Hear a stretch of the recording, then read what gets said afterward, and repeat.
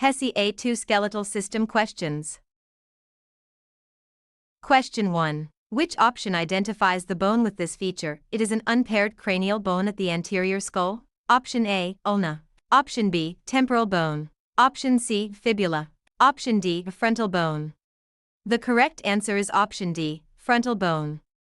This bone participates in protecting the frontal lobes. It forms the forehead and part of the orbit roof, and it is an unpaired cranial bone at the anterior skull. Those details distinguish the tested concept from related choices.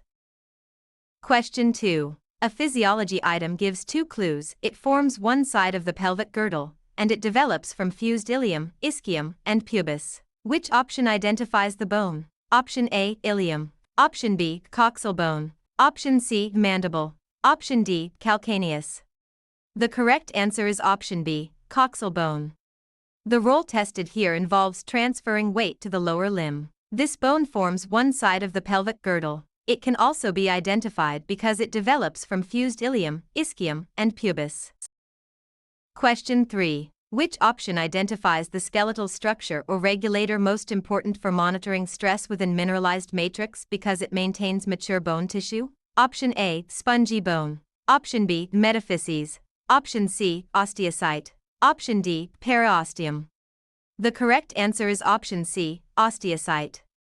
A key clue is that this skeletal structure or regulator occupies a lacuna and communicates through canaliculi. It also maintains mature bone tissue. That combination is central to monitoring stress within mineralized matrix.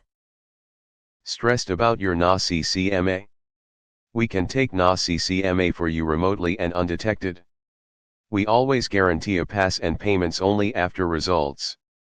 To send us an email, scan the code or tap the link in the description and let's get it done. Question 4. Which option identifies the process that replaces a cartilage model with bone? Option A, endochondral ossification. Option B, iron absorption. Option C, metabolic acidosis. Option D, exocytosis. The correct answer is option A, endochondral ossification. This process replaces a cartilage model with bone. It forms most bones of the skeleton. These linked features explain the role in supporting long-bone development. Question 5. Which option identifies the hormone that tends to lower blood calcium by reducing bone resorption? Option A, calcitonin. Option B, parathyroid hormone. Option C, cholecystokinin. Option D, adrenocorticotropic hormone. The correct answer is option A, calcitonin. This hormone tends to lower blood calcium by reducing bone resorption. It is secreted by thyroid parafollicular cells. These linked features explain the role in supporting mineral homeostasis. Question 6. Which option identifies the joint structure or movement most directly associated with describing ankle movement and this function raises the top of the foot toward the shin? Option A, meniscus. Option B, dorsiflexion. Option C, synovial joint. Option D, ball and socket joint. The correct answer is option B, dorsiflexion. This joint structure or movement participates in describing ankle movement. It raises the top of the foot toward the shin, and it decreases the angle at the anterior ankle. Those details distinguish the tested concept from related choices. Question 7. Which option identifies the bone that forms the medial forearm bone in anatomical position? Option A, false rib. Option B, atlas. Option C, ulna. Option D, thoracic vertebra. The correct answer is option C, ulna. This bone forms the medial forearm bone in anatomical position. It creates the main hinge articulation with the humerus. These linked features explain the role in supporting elbow stability. Question 8. Which option identifies the skeletal structure or regulator best matching this description? It contains vessels, nerves, and cells important for growth and repair, and it covers the external surface of bone except at articular cartilage. Option A, central canal. Option B, osteoclast. Option C, articular cartilage. Option D, periosteum. The correct answer is option D, periosteum. For nourishing and anchoring skeletal tissue, this skeletal structure or regulator covers the external surface of bone except at articular cartilage. It can also be recognized because it contains vessels, nerves, and cells important for growth and repair. The remaining choices have different primary functions or locations. Are you looking for ATIT's 7 actual questions? Visit our website pokerexams.com to access ATIT's 7 study guide with actual questions and answers. Scan the QR code or click the link in the description to get ATIT's 7 answer key today. Question 9. Which option identifies the joint structure or movement best matching this description? It is found between the first 2 cervical vertebrae, and it permits rotation around a longitudinal axis. Option A, plain joint. Option B, fibrous joint. Option C, pivot joint. Option D, tendon. The correct answer is option C, pivot joint. For classifying synovial movement, this joint structure or movement permits rotation around a longitudinal axis. It can also be recognized because it is found between the first 2 cervical vertebrae. The remaining choices have different primary functions or locations. Question 10. Which option identifies the bone that permits rotation of the head? Option A, axis. Option B, calcaneus. Option C, humerus. Option D, ethmoid bone. The correct answer is option A, axis. This bone permits rotation of the head. It is the second cervical vertebra and bears the dens. These linked features explain the role in allowing side minus to minus side head movement. Question 11. A learner connects vessels from the periosteum with central canals and runs across compact bone rather than parallel to its long axis. Which option best matches both clues? Option A, perforating canal. Option B, a red bone marrow. Option C, periosteum. Option D, articular cartilage. The correct answer is option A, perforating canal. The function described is that this skeletal structure or regulator connects vessels from the periosteum with central canals. A second identifying feature is that it runs across compact bone rather than parallel to its long axis. Together, the 2 clues explain the role in linking the skeletal blood supply. Question 12. Which option identifies the bones best matching this description? They number 14 in each hand, and they form the fingers. Option A, thoracic vertebra. Option B, phalanges of the hand. Option C, frontal bone. Option D, coxal bone. The correct answer is option B, phalanges of the hand. For supporting grasp and fine movement, these bones form the fingers. They can also be recognized because they number 14 in each hand. The remaining choices have different primary functions or locations. Question 13. Which option identifies the bone best matching this description? It is one of a paired set joined at the sagittal suture, and it forms much of the superior and lateral skull. Option A, temporal bone. Option B, mandible. Option C, parietal bone. Option D, tibia. The correct answer is option C, parietal bone. For protecting the brain, this bone forms much of the superior and lateral skull. It can also be recognized because it is one of a paired set joined at the sagittal suture. The remaining choices have different primary functions or locations. Question 14. Which option identifies the skeletal structure or regulator that stores energy mainly as fat? Option A, yellow bone marrow. Option B, spongy bone. Option C, lacuna. Option D, articular cartilage. The correct answer is option A, yellow bone marrow. This skeletal structure or regulator stores energy mainly as fat. It occupies much of the adult medullary cavity in long bones. These linked features explain the role in serving as an energy reserve. Question 15. Which option identifies the bone most directly associated with supporting the lower leg in this function, stabilizes the ankle and provides muscle attachment? Option A, fibula. Option B, frontal bone. Option C, radius. Option D, tarsals. The correct answer is option A, fibula.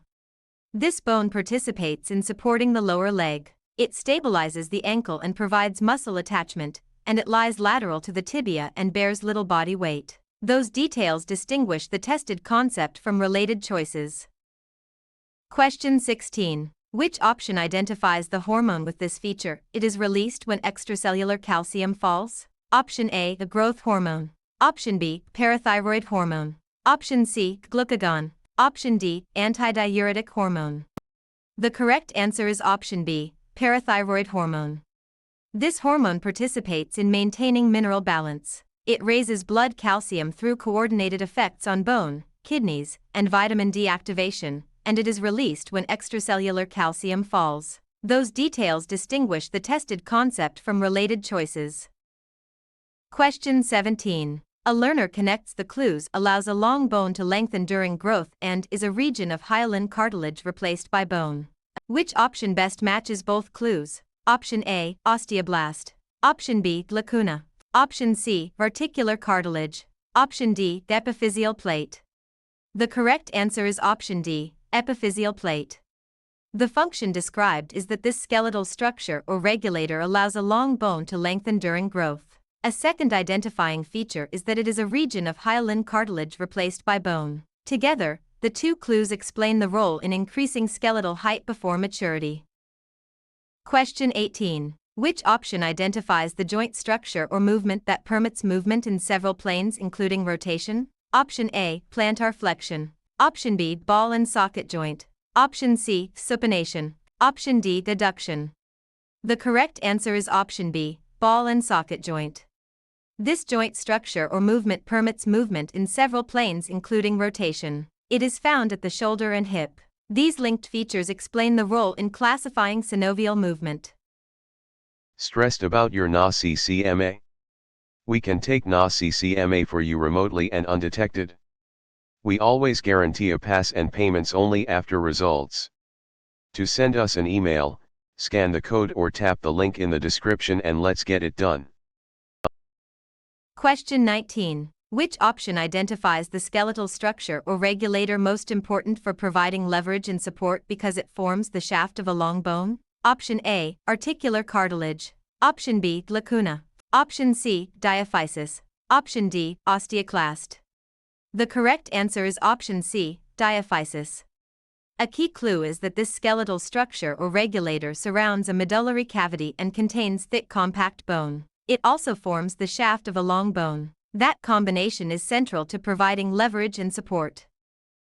Question 20. A student is reviewing a concept involved in classifying joints by structure. Which option identifies the joint structure or movement with this function, allows free movement within a fluid-filled cavity? Option A, dorsiflexion. Option B, cartilaginous joint.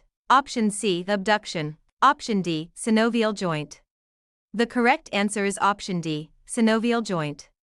The role tested here involves classifying joints by structure. This joint structure or movement allows free movement within a fluid-filled cavity. It can also be identified because it contains articular cartilage, a capsule, and synovial fluid. Question 21. Which option identifies the bone that forms the main weight-bearing bone of the lower leg? Option A, patella. Option B, true rib. Option C, metacarpals. Option D, tibia.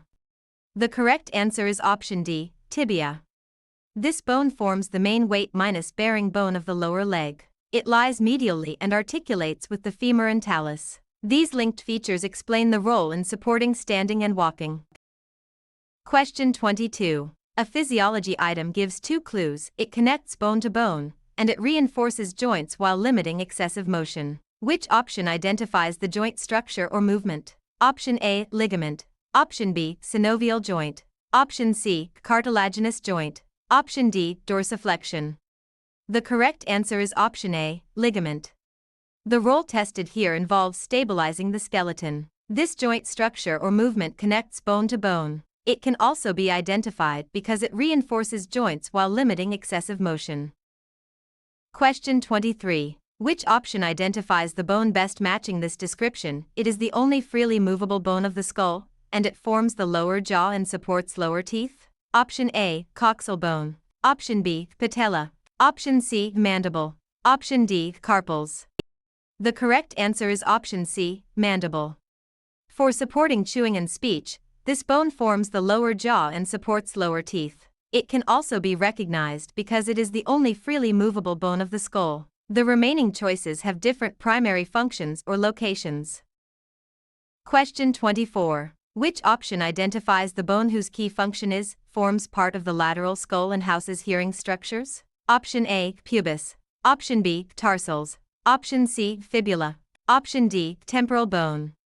The correct answer is option D, temporal bone.